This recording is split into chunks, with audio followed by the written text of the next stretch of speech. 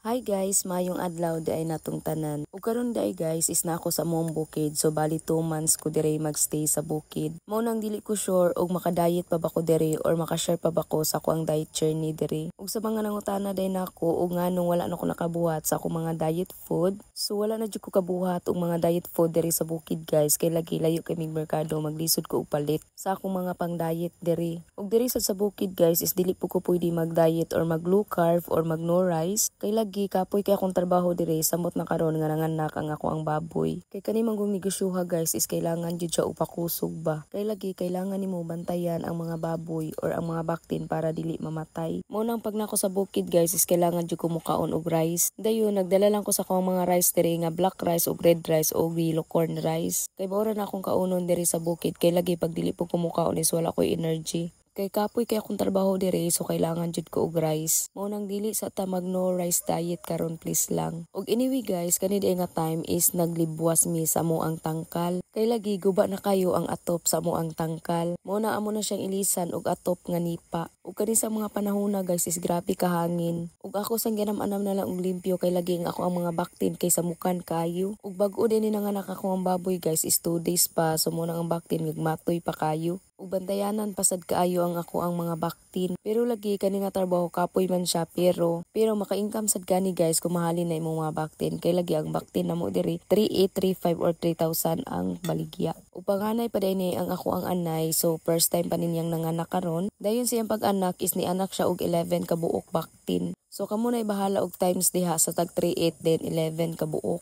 Og misulod ko ani nga business guys is 2022 ko nag-start ani. Kay gusto mo guna ko musulay sa isa ka business nga wa pa nako nasulay ba. Mo nang try ko ani nga business pero di po siya sayon please lang. Og anyway guys, dire ta mahuman og mora sa nako i-share sa inyo for today's video mo nang bye oy.